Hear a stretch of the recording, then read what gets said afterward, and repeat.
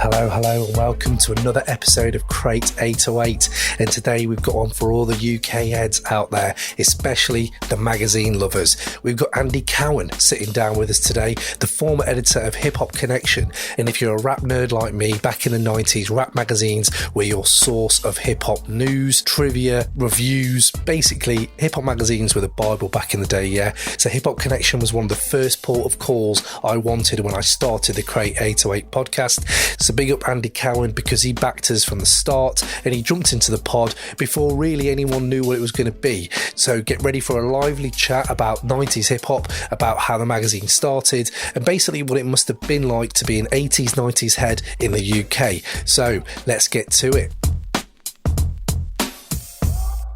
Here with me, we've got Andy Cowan from Hip Hop Connection days. How you doing, Andy? I'm doing very well, thank you. Nice to have you in. Thank you for coming into Crate 808. Yeah, pleasure. What we like to do with this podcast, just kick off with something a little bit fun. And I would like to ask you, what is the least hip hop thing you've done in the last 24 hours? I would say it depends how you look at it. Okay. So today, for example, I haven't done anything particularly hip hop on the face of it. I've gone for a run, been to Sotheby's to look at old Bauhaus paintings. I've wandered around Soho a bit, none of which is particularly hip hop. Soho, maybe. Soho, maybe. Maybe where record shops used to be. Yeah. And I went into FOP and had a little... That's quite hip hop. So that's quite hip hop. But I would say that, I would flip it slightly and say that hip hop to me was more about a state of mind and attitude, yes, and a belief that, of individualism and fuck anything else. So I would say I've done everything hip hop today and with a hip hop state of mind. Yeah, I love that. Andy, that's a very good answer. I have to say, that's probably the best answer I've had so far. That's brilliant. Okay, I like that. But Andy, we all know you have a very, very big history in hip hop, especially UK hip hop.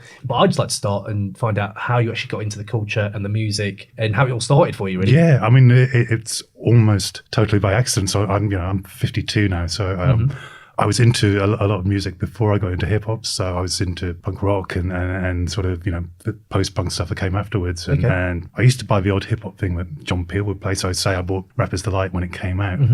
I wasn't identifiably hip hop, and it wasn't probably until I was at college. So I was about 20 when Rebel Without a Pause came out. It was played by John Peel. And I think probably from that first sort of that squeal of the JBs I was in, and I was totally almost destroyed by it, and it blew away really kind of everything else I knew about music. So obviously I got it as soon as it came out. Obsessively went through all the samples on it, that must be quite hard back then, though, to go sample digging, right? It was extremely hard, but if you find a way, if you're diligent enough. And also took me back to the first album, which was a little bit disappointing perhaps after that, but you could see what the potential was and what they were doing, and So what year is that? That's like 80. I'm trying to think. I'm at college, so it's 87, I think. 87, so, right? So that's really, really old school. But that's the thing. So you already had I'm guessing quite a good taste if you like post punk and punk. So the Buzzcocks, people like that. I mean, I thought my taste was good, but this was completely from the side. So I had loads of friends who were into original funk and James Brown and all the stuff that hip hop was sampling, but I wasn't. It hadn't all sort of gelled together in one or crystallized in one sort of moment for me. Okay. So that was really that sounds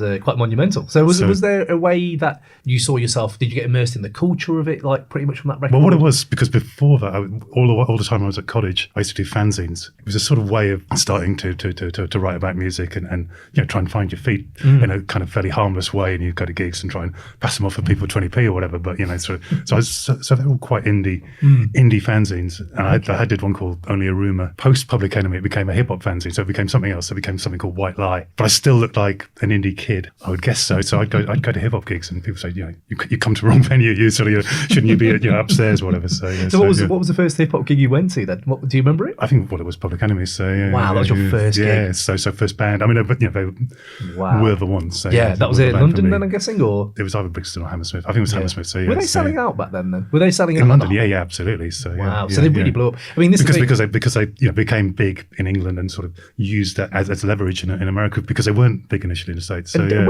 were they on the first cover of Hip Hop Connection? Am I right in thinking that? I think they may have been in '88 around that time. Might have been a small photo, I think, because it was a sort of composite. That was it. Salt and Pepper. Yeah, that was it. Yeah. So and I mean, there weren't really hip hop mags when I was around. So well, it wasn't. So you'd find little bits in Enemy and Melody Maker, but it was Then that's how Hip Hop Connection came around, then, right? So Hip Hop Connection, it's an interesting story. It was a telephone line. So back at this stage in the 80s, a company who owned Hip Hop Connection and launched it, Music Maker, they did these phone lines, and people would phone up for news, gig news, and they had a hip hop line. It was Dave Pierce, Radio 1's Dangerous Dave Pierce, who did it. And I think he probably only updated it once a month or whatever. So you'd phone up and you get the same information. but they got such a good response to it. It became the launch pad for a magazine. So, that's amazing. Yeah. So people were just basically calling up, I don't know, just listening to the latest. What were they doing then? What was it? Is it information? It was sort of a bit of information, a bit of gig news. That's brilliant. Sort of Salt and Pepper coming over here.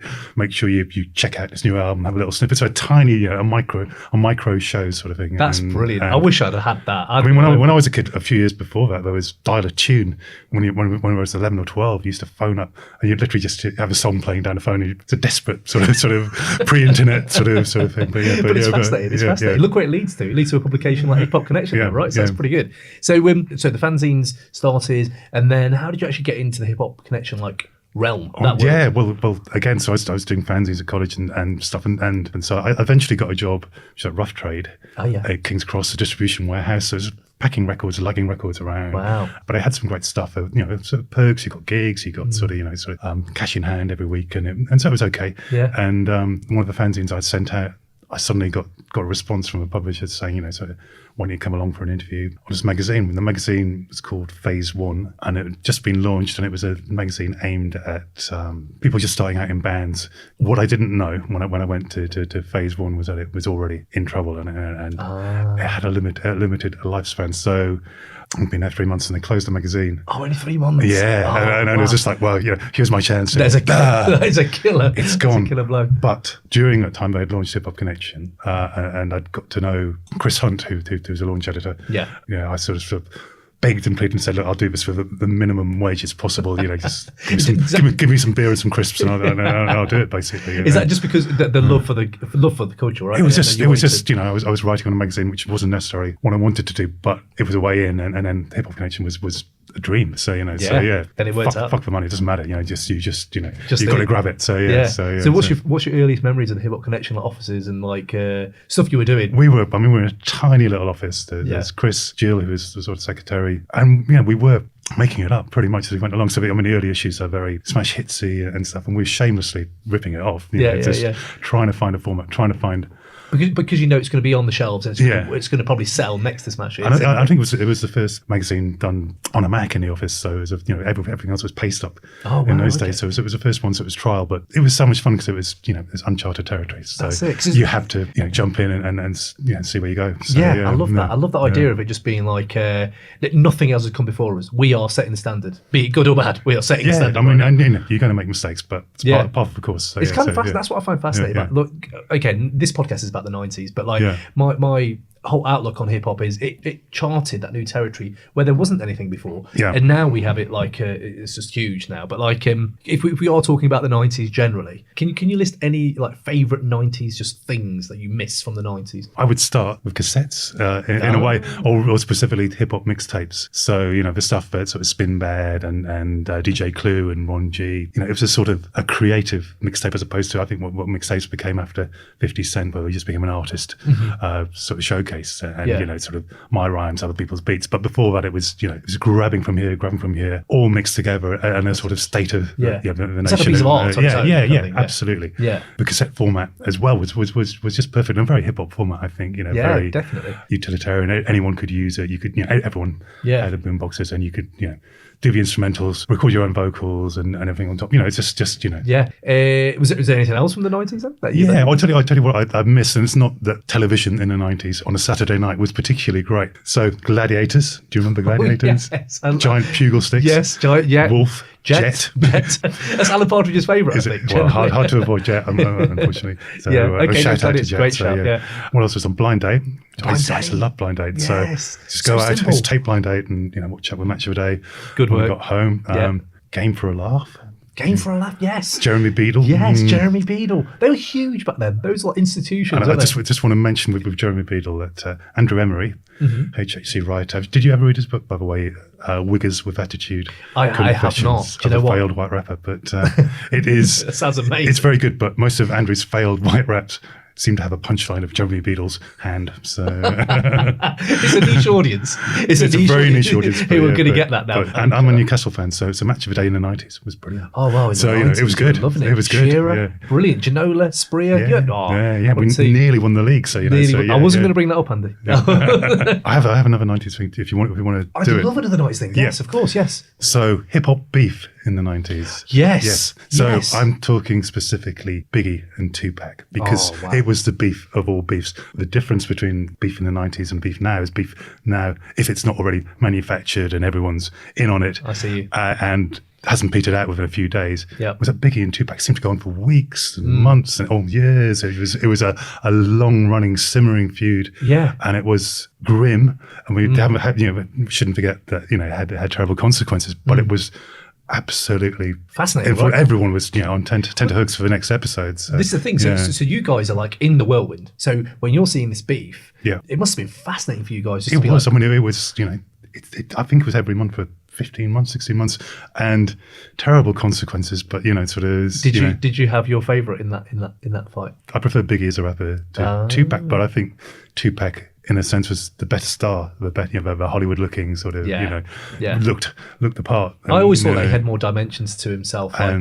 He's a fascinating artist because he is an artist. That's the thing, and he went from one thing and shapeshifted into a completely different thing before he died, and just the trajectory, just think. The what if moment, like what if he had got out of the contract with Death Row and gone on to do other things? Who would he be now, kind of thing. So for me, I was very much a Pac fan. That was my. I thought he was an amazing actor as well. I mean, great actor, exactly. Don't think he'd made a bad film necessarily. So sort of Hit 'Em Up was probably the song of the beef. So that's it. Yeah. So okay, I like that beef. Yes, although I do remember Eminem in the noughties was dropping some brilliant beef with Benzino. That beef. Eminem can write a battle rhyme, so I think we know. So yeah. And that was very funny. Okay, cool. Yeah. No, yeah. I do miss the beef. When was the Benzino beef? That was a bit later, wasn't it? Early noughties, I think. Yeah, just after. So it's just the cut off from Crate 808. We can't talk about it in the 90s. But okay, cool. So if we go back to Hip Hop Connection, I just really wanted to dig into the stories really about what artists did you really, really love featuring or interviewing? Yeah. At the risk of being a public enemy bore, but my first really big interview was Chuck D. Wow. And they were playing Peterborough Leisure Centre. Can we just sit for a second and take that in? They were playing Peterborough Leisure Centre. Yeah. Wow. What's the capacity of that? 300 people probably. 300 people watching Public Enemy in Peterborough. In a sports centre, so yeah. So that's beautiful. That's a beautiful thing. And it was a great gig. It was just before Fear of a Black Planet. Stuff was happening with all the Griff controversy and everything else. Yes, of course. Was he still part of them then there? So he wasn't. No, he wasn't. Okay. He'd been taken out, yeah. But it was just meeting him for the first time. Flav was nuts and was he off really, and more, and he just grabbed all the food from the backstage, shoved it in his pockets, and ran off. and then Chuck was just fantastic. He was a fan of the magazine, which so he gave us all his time. So just for the listeners, I just want to point out that Chuck D has called Hip Hop Connection the best magazine of all time. He definitely loved that publication. Yeah, he did. He did, but he just went out of his way. So we basically interviewed him until we ran out of cassettes. Wow. We were I don't know, sometime in the early hours. Have you still got them? And I've still got them. I found all my tapes actually up in Newcastle at my parents very recently. So back them up, Andy, please. I will do. But so when we eventually ran out of tape and there's virtually nothing to say, he said, "Oh, come to my room, and I want to put you on the phone to Ice Cube."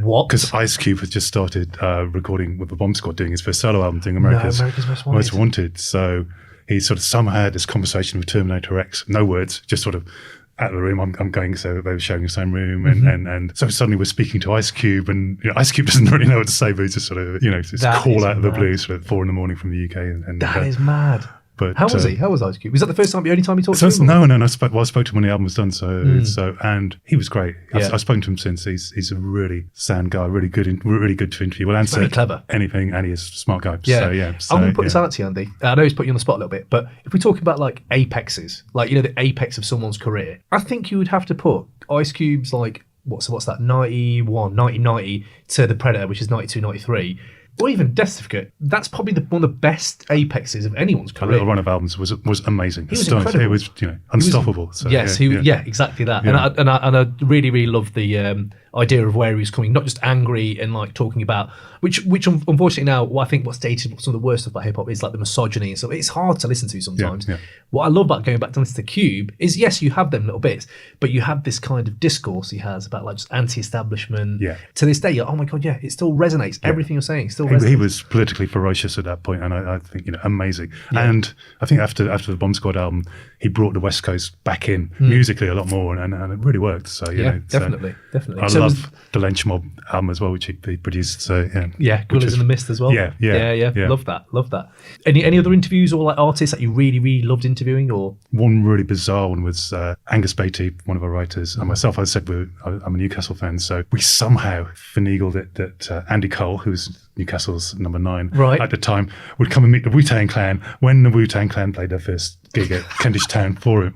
So, and I don't know how we sort of conjured up this Andy meeting. Cole is at Newcastle back then, isn't he? He was at Newcastle, so it's probably not long before he went to Man U, actually. So, and did he meet the WuTang Clan? Eventually, this was the problem. So all of the WuTang, I think bar ODB were at Kentish Town, and it was all lined up. We all met up, and then suddenly shit went down, and doors were slamming, bottles going, just shouting mayhem for about 2 hours just before the gig, and it looked like the gig was going to be off. So what, this is the Wu-Tang imploding a little bit? It's Wu-Tang just kicking off between themselves? Kicking off, just going off with their road manager. I'll be out in 5 minutes, 2 hours later, suddenly emerging. And I, as far as I can remember, I think it was Cash. So we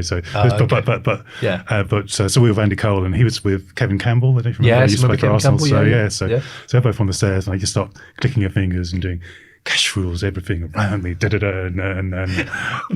it was, and in the end we go in and they were chilled, just playing chess and being pussycats. They're actually playing chess. Actually playing I playing love chess. that. Yeah, I love brilliant. that they live that world. Do you know what I mean? That's great. So we had Norm skewers and obviously sort of snapping away and stuff. Taking photos, but inadvertently I was introduced as Andy Cole.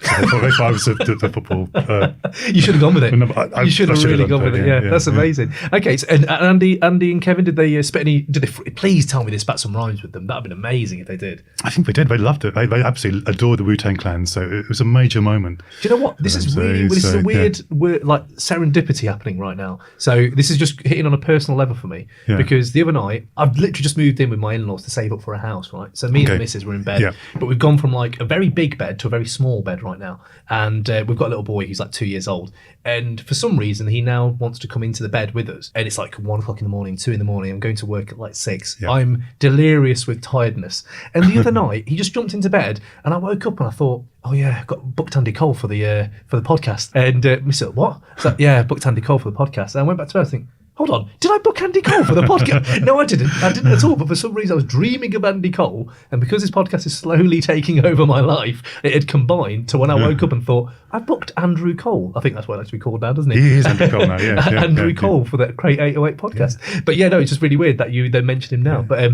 one thing I was amazed, it's just a complete aside, but with Andy Cole and Kevin Campbell at the time, we were with them a whole night. So from before the gig, the interview, everything else, they didn't drink one thing. And I don't know, was it worried about being spiked or whatever? But professionalism, maybe just the ultimate. That's how you score 40 odd. What more than that? 50 goals a season.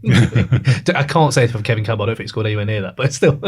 Nice guy. He was a very nice guy. Okay, that's brilliant. Okay, any other great interviews? I mean, I think the stuff we did on the magazine as a whole. So I was quite backroom, so I was setting up loads of different things. So just organising stuff. So I mean, one of my favourite things was Angus did a massive interview of Rakim. Spent years trying to track him down, and he's Rakim's the sort of guy you finally get to his house and he's gone. He's out the back door. He's vanished somewhere. There used to be stories he'd be booked to come over to the UK and do the gigs and stuff, and you'd see him at the airport, and then suddenly he was gone, and then be found back at home, sort of having noodles in a bar or whatever. I don't know. No, he's just a slippery guy. But anyway, Angus tracked him down and got this interview, and it just went on, and he was absolutely brilliant. He talked about everything, just really? A dream interview. So we run it as a 10,000 word interview. Wow. which was ridiculous. I don't think anyone could do it now. But but we were so we could have passed it out with several issues, but we just we're so excited. We just splurged the whole thing, and it was great. I suppose that makes sense because I don't read a lot about him. There's not a lot to read, and it's like Dr. Dre. There's not many interviews in press. So, I think Dre's management of the artist and his image is like very much a conscious thing. Like, no, this is what's happening. Extremely controlled. I think. Very controlled. Did you end up getting any tidbits out of any Dre interviews or anything with him? Or? No, we interviewed Dre right at the start of NWA, and couldn't get him. I don't think.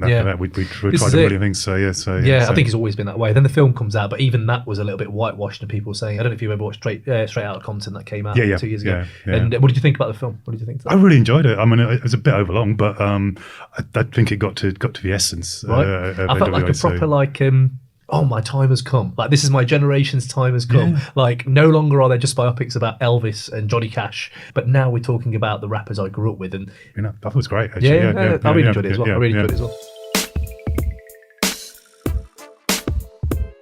Hey yo, this is Orifice Vargatron from the Foreign Beggars crew, and you are rocking with the Crate 808 podcast, yeah? Chase! Enjoy this week's episode. Just remember to subscribe, rate, and review, yeah? Peace. So again, Hip Hop Connection, you're dealing with a lot of egos. You're dealing with a lot of different artists. You're dealing with the world, like the 90s golden era. Was there ever like a review you did or an interview you did where you ended up getting like grief or shit for like doing it from an artist, or was there anything that came out like that? Tons.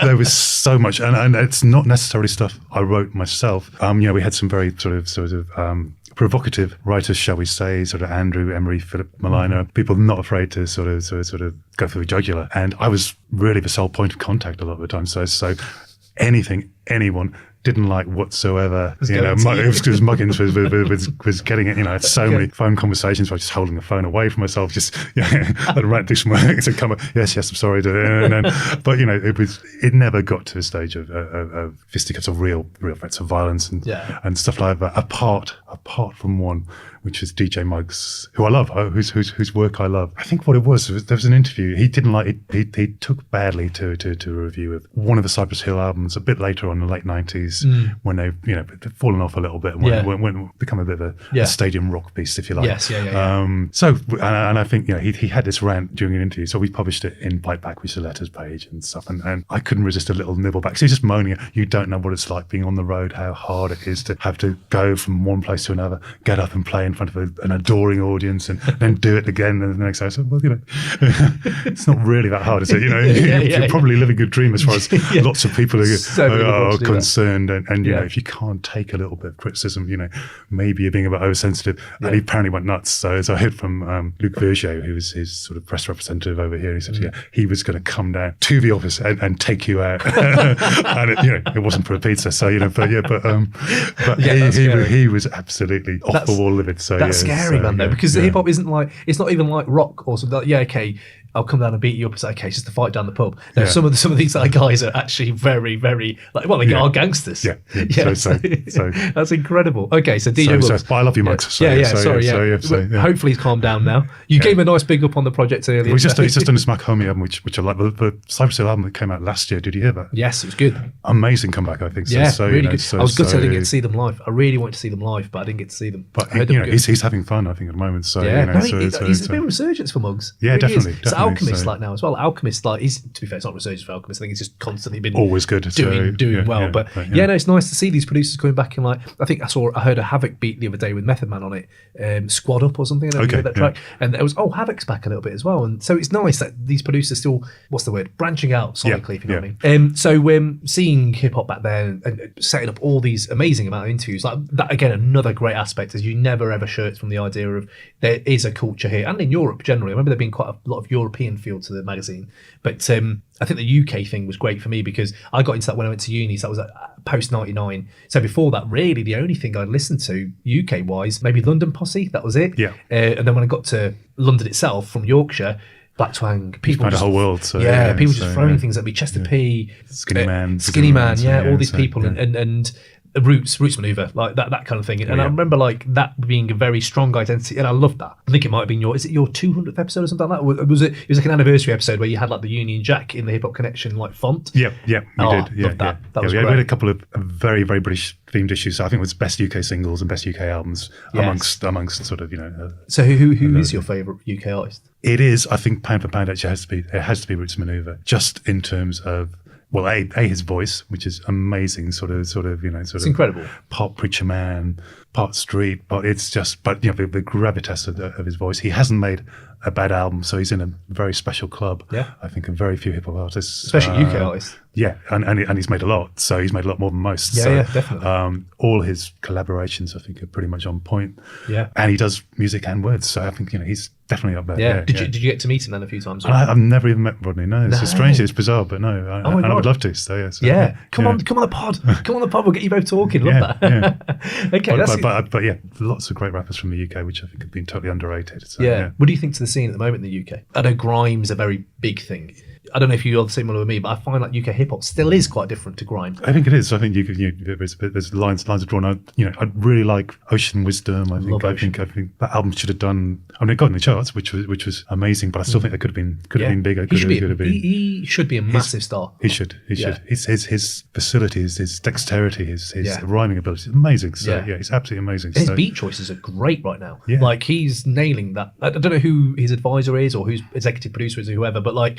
Because there are loads of different producers on that album. I think it's about 18 or 19. But it's kind of like... I'm not comparing him to Biggie because obviously Biggie's Biggie, but like what I loved about Biggie is the fact that you can get all the producers you want to do your beats you want to love, but you need someone like Puffy or to be like, do you know what's going to really work well with you right now is to shape that kind of artistic kind of avenue. This is what you're going to go down. And I feel like whoever's doing that for Ocean, if it's himself or whoever, it's nailing it, absolutely nailing it. I do think Revving should have been massive. But does he? I think so. Yeah. So one of my tracks of the year, love that. Yeah, but brilliant. Talking tracks of the year, actually, and I was going to talk to you about this because I know, again, you're a bit older than me, and we're talking about like hip hop from the 90s. But I just wanted to really get your idea on what you think about hip hop now because you've been in it from the start. So. I mean, we live in a very different world. So hip hop is the mainstream, if you like, nowadays. So I think David Hepworth, rock critic, said that once sort of streaming came in and the album ceased to be a sort of viable project because of the way music is disseminated, the hip hop took over, and that was that was the changing of the guard, if you like. Yeah. I think it's good and bad. I mean, there's certain elements of commercial hip hop I'm not so keen of. It's syrupy and chorusy in places which I'm a bit old school in that respect. I'm not bothered about a chorus. You can say the title 4 times, and that's a chorus to me. So But I'm more interested in the raps and the furniture. But I see.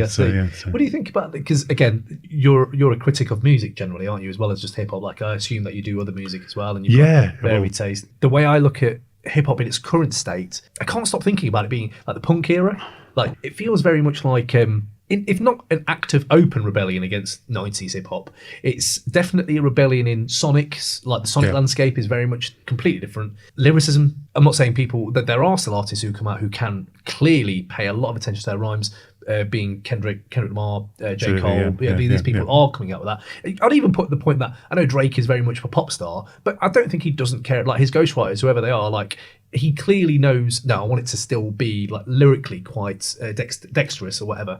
But I feel like when you look at the younger rappers coming out and like the SoundCloud rappers and ones with tattoos basically all over their faces, with pink dreads, these guys that are coming out, I feel like it's very much that kind of like, you know what, we're not even really hip hop. We're like we grow up listening to just hip hop because it's everywhere. But really, we're like emo and we're like grunge, and like a lot of it reminds me of Nirvana.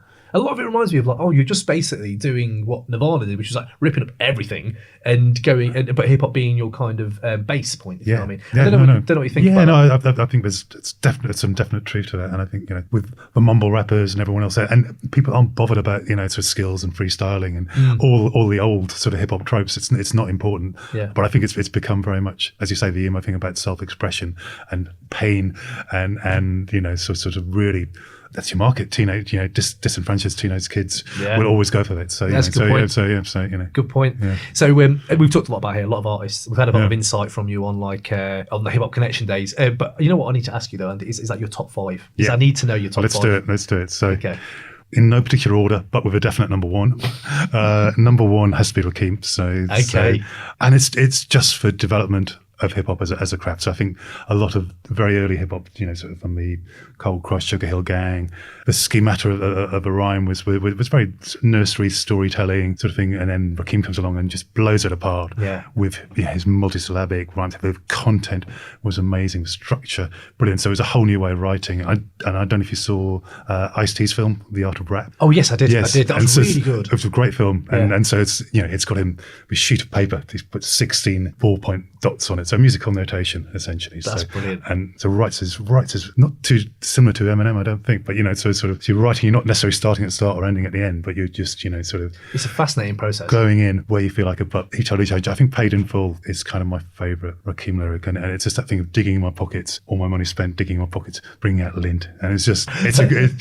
That still resonates. It captures being skint. So it's fantastic. So. Go on, who else is in? So right, Chuck D. Sorry, PE again. No, but, for sure. And obviously not a freestyler, but a stylist, and someone with amazing voice, powerful voice. I think last time I spoke to Chuck for a major interview, he said, I can yell over a mountain, and that's such a good expression. Yeah. He just power, incision, everything else. And again, in the Art of Rap, there's Chuck Davis' lyric sheet. Unlike Rakim, he's got points on his sheet, but he's points to justify every single line. So it means so it hits its bullet points in a real sense that I'm hitting my target. So I'm nailing what I want to say. That is fascinating. And I think that's amazing. Yeah, so, definitely. My favourite Chuck D thing has to be Fight the Power, probably. And Elvis was a hero to most, but he never meant shit to me.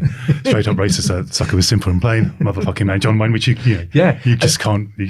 And that's the gateway. So I remember that as a kid, hearing it and thinking like, oh, well, Elvis was racist, and then you think like, oh my god, like his whole music, like, you never know this. No one tells you until you hear it, and you think, oh wow, yeah, that's so true. Like he might not have been blatant racist. I need to read more about that, but definitely his genre is music. But it's appropriation. So yeah, exactly. Okay. Got to have Eminem. I'm not sure I've liked much he's done the last 10 years, probably a bit longer. But it's impossible to say that he didn't come in and completely change the game, completely change where hip hop was. Brilliant writer, tenacity. There's no doubting his passion for hip hop and the craft. And did you see the Defiant ones? I did. Yeah. So it's a great footage in Dre's garage of him doing What's My Name? Yeah. And my name is whatever it's called. Yeah. So, and if you think about just one thing, if like features, cameos, trying to think off the top of my head, like who's a better feature to have on your album? Like Busta was great. Busta would be great. Fantastic. Jay-Z obviously just drops really good features as well. But Eminem, Renegade, he actually killed him on his own track. Do you know what I mean? Like, I think Eminem is one of the best. You almost don't want him as a guest. He'll show you up. But, exactly. But I don't like. He has this sort of tendency to do the really sort of shouty stuff now. Sort of, I'm angry, I'm going to shout. But in his prime, and when he's rap god, not so long ago, is rap it? God's one of my favourite tracks. And in awe when you hear it for the first time. So absolutely. I'm glad you still feel that kind of newer music like I do, because I feel like when I heard Rap God, I was like, oh my god. If I was 16 and I heard this, I'd just exactly. It would have just blown you away completely. Exactly. So favourite Eminem lyric very quickly, sort of just don't give a fuck, which is, you whack up on the motherfucker you bit your style from, you ain't going to sell 2 copies if you press a double album, which is just which is just even perfect. To this day, that's such a great diss. Brilliant diss. I like that. Okay, who else is up? Big Daddy Kane. Nice, smooth. Big Daddy Kane. Well, you say smooth, but he wasn't to start with. He's a smooth style, but he was just a battle rhyme and a really good one. So that's interesting, because I came to you come to him from his R&B persona, I suppose. I come from quite a late Kane kind of listener. He always had, which became into his R&B sort of swagger and flair and charisma, but he was hard. His early stuff, raw. It's amazing. Definitely, I love that. Here I am, RAW, a terrorist here to bring trouble to phony MCs. I move on and seize. I just conquer and stomp another rapper with ease. I mean, it's great battle stuff. Even when you're saying it is great, so you know, and I'm really not a rapper, and you know it's good then. Right? I'd say I'm going to throw a curveball in for number 5. Okay. Dr. Syntax. Dr. Syntax? Do you know Dr. Syntax? No, tell me more. Mid-noughties. Dr. Syntax was based on the Brighton scene. Initially came up around to Stig of a Dumb, but quite a different sort of delivery to Stig, but really technically superb, a very persuasive, almost comedic voice, but good. He did a song called Subcultures, which I think was probably the one that cut through now you're everything else. Like, there's cobwebs definitely in my head, and you're slowly just blowing them off. Like, oh my god, was he on a mixtape of some sort? He would have been on some One Extra stuff around that time. Yeah, and I used to go to Raw Organics in Cambridge quite a lot, which is like a hip hop thing. And I'm sure, you know what? I'm gonna have to dig this up. So any listeners who can get this, please. So it's a 2007 album, Self-Taught, which has Subcultures on. So go for it. And drop me a little bit from Subcultures, not in Dr. Syntax's fantastic voice. So I met some UK hip hop heads on the internet, thinking, yes, I find some kids that share my interest. They spent the next 60 minutes on some whinging flex, bitching about who they think is better, Chester P or Jest.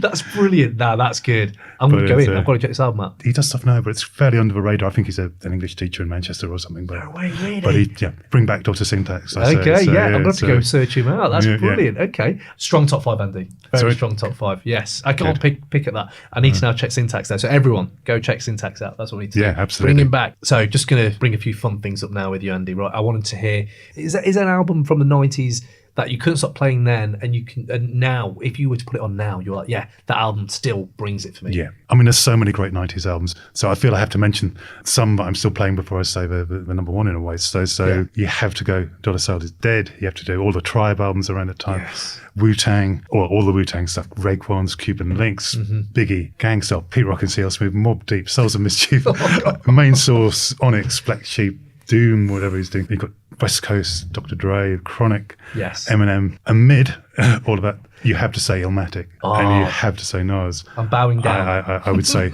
that's the one. Perfect length, perfect delivery. I mean, I think Jay-Z pretty much made a career on Nas and Biggie sort of appropriations to some extent. But I think we had 5 different producers on there, and yet it still sounds amazing as a piece. Yeah, and it hasn't. Time hasn't changed it whatsoever. It hasn't withered. It's it sounds amazing. It's timeless. It's like jazz, isn't it? Or like people have their favorite like rock album or jazz album or like that. Or that'll always stand the test of time. Now I feel like for me, Illmatic is the one. Like personally, if you look at like Doggy Style being the thing that got me into stuff, and then the Chronic, and then 36. It's a good entry point, I think. So but you can think, you know what? In 20, 30 years time, I can see why some people may not listen to Doggy Style as much, because it does have the content isn't relevant or like is dated, but Illmatic's content and the message is always going to be like reminiscing of nostalgia. The nostalgia in that album. I've never been to New York, but I felt like I was evoked for you completely. So, absolutely, so, it just took me on that massive journey. I mean, a massive sort of albatross around his neck, really, in the sense that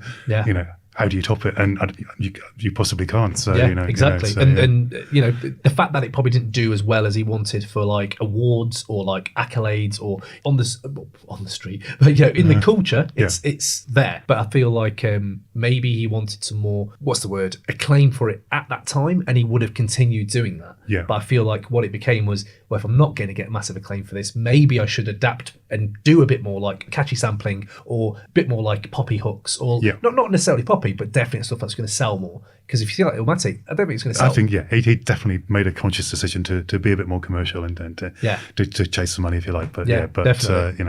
But still, now still brings some fire nowadays. But he does. He definitely has his moments. So and a great rapper. So definitely. Illmatic is a favourite of mine. So I'm glad you brought it up. I also have a favourite UK album from the 90s as well, which is, I'm not sure you can get it or not now still, it's Patriot Games by Gunshot. Oh my God, that's a flashback. Yes. Yeah, that was huge. It has that sort of Bomb Squad sort of sound design, that sort of unrelenting, dense, but it makes the sort of hairs on the back of your neck stand up when you hear it. But I started a reissue label, started the 10s, called Original Dope, and I started it really to reissue Patriot Games by Gunshot, and I couldn't get the rights for it. So they sold it on to some German company at some point, and it was because they had a big audience in Germany. Yes, I can imagine that. I think they were bigger in Germany than they were here. But so it was impossible to retrieve, which is a real. But the fact that you even tried, just to do that.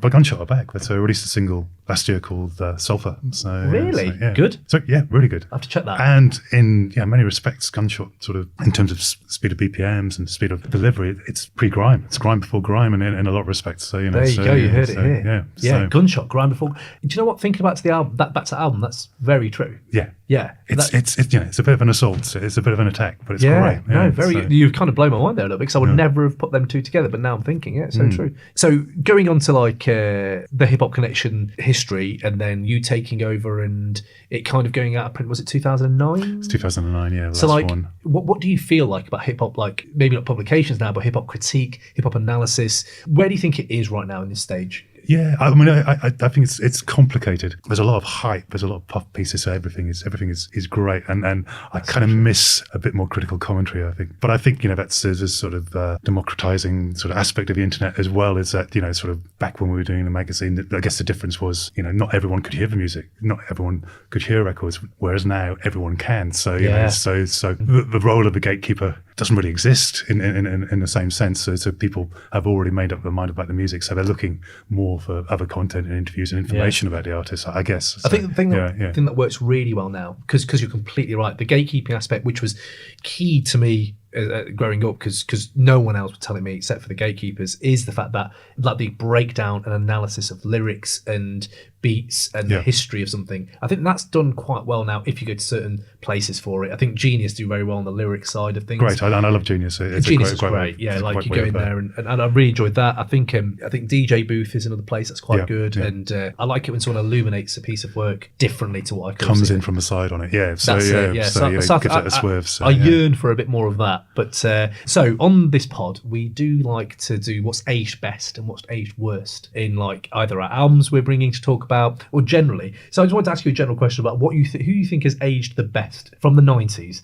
like artist wise. Who would you put out there? I'm going to split it up. So physically, I think Snoop Dogg looks about the same as he always did. It's true. And I'm not sure if, it's magnificent healing powers of marijuana, a massive consumption, or what, or what a secret is. Gin and juice, I don't know. But he looks astonishingly good. So physically, it's got to be Snoop. I think musically, Dre, although he doesn't release a lot of stuff, but when he does, it's amazing. Yeah. So Compton. Did you like the album? I loved it. I thought it just totally blew me away. And it was actually the first couple of times I played it on my computer, and I was like, it's good. Not sure it's special, but I put headphones on, and it just blew it apart. It was just phenomenal. And just as another little niche topic we do have on the pod is our favourite like Wu-Tang bangers that just slept on or no one talks about. I don't think it really got played by many hip hop DJs and stuff, but the Prodigy did a remix of Method Man's Release Your Delf. The Prodigy as Liam Howlett and everyone else, and I love it. It's got this wee sort of undercutting it, and it's you've got to hear it. It's on YouTube, but it's absolutely amazing. And that's I love it. But it's no one ever talks about it. So it's almost like it's erased from history. So thank you for bringing it up. I'm going to take that out. The other one which I really like, it's fairly recent, Driving Around, which is Wu Block. So it's Ghostface Killer and Chic Ledge did this album. I remember now. Yes, I remember they did an album. And Driving Around is just a sort of laid back sort of soulful song. And it's going around, and then Jizza comes in and completely steals the show. And it's one line or two lines if you like. Sort of it just goes, "What is the key to life with no ignition?" And that's all it is. And it's just that's Pete Jizza. Fantastic. That's scalpel like meticulousness. So yeah. Do you know what those two are great? The fact that I haven't heard them already makes me think this is getting. And just one more. It's a whole album. Yeah. But I think it's the last Killer Priest album, The Psychic World of Walter Reed. It's a double album, 42 tracks, spaced out all over the place. Brilliant skits for once. Just a whole immersive experience. I think it's kind of the underrated, or he's not a direct Wu member, but he probably should have been. So yeah. Wow, 42 tracks. Yeah. So okay, I'm in. So, that's some Migos kind of thing. They drop absolutely huge behemoths of albums. Yeah. Okay, we will put them on the list. We'll have a little playlist going on, so everyone can have a listen to them later. So moving on, this is just from a tweet I saw a friend of mine put out there, and it just started sparking a few things in my head. And this is a big shout out to Nick Akerman, who said, if your favourite band was fronted with your favourite rapper, what would that be? So it would be hell, I think, in short. But Christ, it's a lot of potential sound clash nightmares going on. But one's sort of happened already. So I used to really love Velvet Underground, Lou Reed, and A Tribe Called Quest on Can I Kick It sample that Herbie Flowers bass line from Walk on the Wild Side. And actually, if you listen to the 12-inch version of that, there's a little snatch of Ian Dury, What a Waste, which is something I loved when I was 11 years old. But I always had a sort of feeling that the Blockheads, who still tour, I think, should be doing something with Skinny Man, because that would just be the perfect marriage of sort of... How's that not happened? Yes, Andy, I think you've blown my mind there a little bit. That would be great. And a couple more. Let's have a couple more. more. Yeah, What about please. Doom? Doom can do anything, right? Doom can do you everything. can put him on anything. So put him with Aphex Twin. I think let's go completely. Oh my god, nuts. yes. So my one, it's completely wouldn't work. But if we were going literally, it's like Doom's in my top 5, so Doom, and Pink Floyd are in my top 5. So Doom, That's it. Doom and Floyd. I thought that Depends what era really- Floyd we're talking. We're talking mid 70s. I've seen Dave Gilmour, 70s. Wish You Were Here, sort of. Yeah, Wish You Were Here. So It could work, but it probably wouldn't. But what you just said there about Aphex Twin and Doom is going to work. Yeah. Like, no matter what, that's going to work.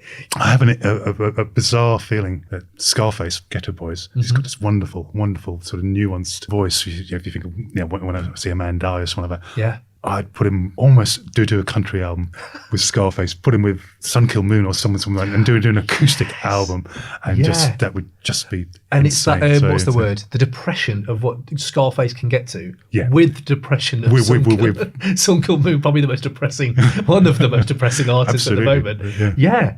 You've really thought about these, I have to say. I have, sorry. No, don't apologise. These are great. I love them.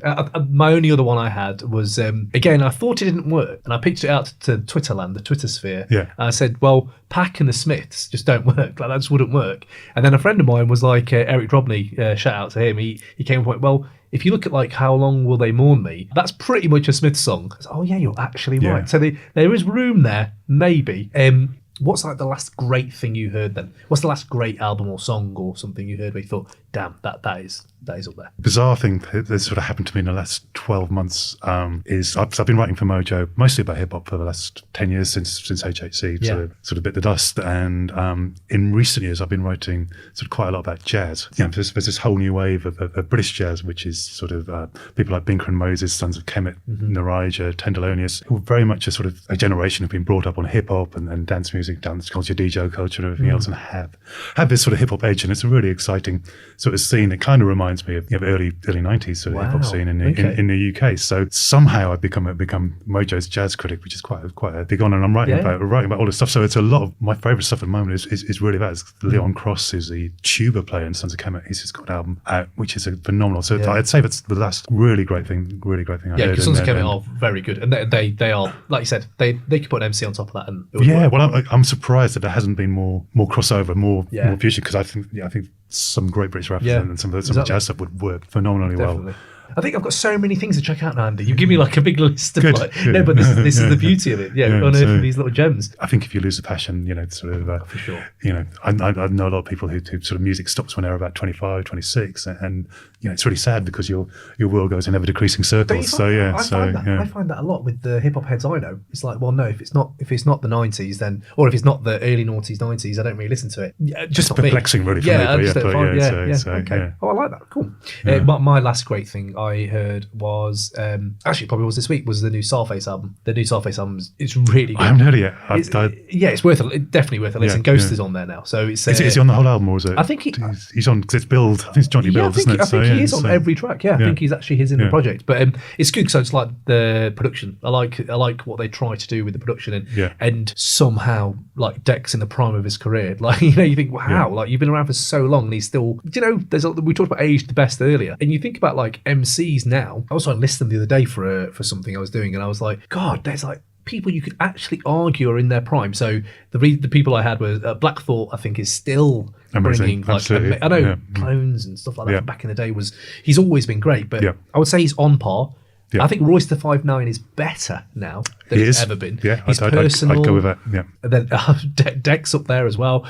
I think Doom's always been amazing, but even when I hear something new with Doom, I think, God, he's still really good. So there are these rappers. He seems to be picking his projects a bit more selectively now as well, which is great. So, very much so. Yeah, I think this is the thing. It's like there's these artists who, if you look how rock matured, I'm not sure if it matured as well as hip hop's maturing. Maybe I'm wrong. Maybe it's just because I wasn't around for it. But I don't know if Paul McCartney after Wings was still great. Whereas like 20 years after Dex dropped, Triumph or whatever, you think, God, you're still still great. Like 20 years is a long time. I think there's something to be said for hip hop there. Like it matures better than some genres, I would say. Maybe not for dubstep, electronic music. That still does really well. If you're old, Aphex Twin for instance, they're still great. But yeah, no, I'm putting that out there. So if you argue with me, go on Twitter and have an argument with me. I'm up for that. So, but yeah, Andy, thank you for coming on to Crate 808. I was going to say, is there anything that you wanted to plug, or if there's anything you're working on right now that you... Sort of, yeah. So for the last sort of year or so, I've been writing fiction for the first time for probably 26 years. So I've written a book, which is called Phiz, P-H-I-Z. It's a sort of music industry fable, dark side of the music industry. Some guy gets involved with an aging acid house DJ, who's called G, and uncovers a little bit more than he's expecting. I'm already looking forward to this. So I'm looking for a publisher. I've put it out to a few people. I've had a few people read it, and it's got some nice notes. But getting something published is a minefield in itself. So I'm gonna publicly plug the book that no one's published as yet. So anyone who fancies listening to a bit more of that from Andy, please do get in touch. I'm already at work on a sequel, just look at this. It's underway. And the other thing, a really strange one, is I've somehow become manager of a singer called Philip Kane, who has been around a little while. He's been around the block, but he's just got this amazing burnished, brilliant sort of soul voice, and he's more, it's rock, it's singer-songwriter rock, but with a sort of soul-y sort of edge. He's been doing an album which he's saying is his last, because he's probably a year older than me. He's been doing stuff intermittently, but everything is going into this album. It is a magnum opus. It's going to be the best album of 2020. It's not even going to come out till next year. So we've been doing, we're going to have a long run up and try and get everything right on it. So I just want to mention Philip, because he's great. There will be some gigs. He's got a band who play them called the Expendables, who are all jazz cats as well, and they're really, really good. So now look forward to that. And also, we're going to try and do, just to mix it up a bit, do some sort of hip hop sort of remixes, and get some UK rappers, new UK rappers, hopefully on it. So that sounds great. If anyone wants to have a go, we're up for completely new people, new collaborations, to try some stuff out. So yeah. So, Andy, sounds like a promising future. I like this. A book and a new album coming out with your mate. I love Not that. my album, but no, for your artist. That's great. Brilliant, Andy. Thank you very much for coming on Crate. I really appreciate that. My pleasure. And the door is always open. If you ever wanted to come back and talk more 90s hip hop, we're always here. Great.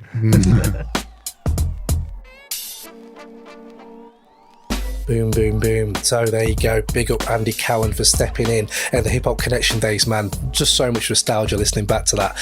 So yeah, man, need to get more Hip Hop Connection guys in. Andrew Emery, Vi Marshall, people like that, the writers of that magazine. So if you enjoyed the mag, please hit us up. You can contact us at crate808.com or crate808@gmail.com, or you can hit us up on Twitter at crate808 or on Instagram at crate_808. Any feedback, we've got a lot of fans all over the world just like sort of getting in touch with us, and it's just nice to see, man. Nice to just feel the love breeds love, doesn't it? That's what I like to say. And if you really enjoyed it, obviously share with all your mates, subscribe, download, and leave us a review on iTunes, a little rap review. So this is one little thing we're doing. If you leave us a review in the form of a rap, you get some free merch, some free Crate 808 t-shirts, and there's a new review. There is a new one up there right now by Mick Swagger, who is an MC by trade, man. He's out there. He's got an album out there called Billionaire, which is really good, by the way. Check that out. It's on Spotify. And he left us this review: shimmy shimmy ya, shimmy yam, shimmy yay. Want a great rap podcast? Get Crate 808. Every show's a debate for 3 classic LPs, from Dre or Biggie to Big Pun and Mobb Deep. They play a few games and do album reviews with interesting trivia that's sure to amuse. If you're a 90s boom bapper that time has forgotten, do not delay. Go hit that download button. Westwood explosion noise. There we go, man. Yeah, I like that. Really enjoyed that. Good work, Mick. Good work, man. And yeah, man, just keep in contact with us, Mick. I am enjoying you just chatting on the side, and hopefully, man, one day we get you in, get some album debates going as well. So big up all the heads that are in touch with us. So that'll be the Notorious P.O.D., Shotgun the Yorks, Killer Keller, Pav from Foreign Beggars, DJ Spoonie, all the people we've had on, Hip Hop Connection boys, all you guys. Yeah, man, brap, everyone. Love is real. And yeah, sorry we've been a bit slow, like uploading these recently, but it's just been hectic hectic. Do you know what I mean? It's been mad, but we are going to have some big things coming. And yeah, man, hope you're enjoying the show.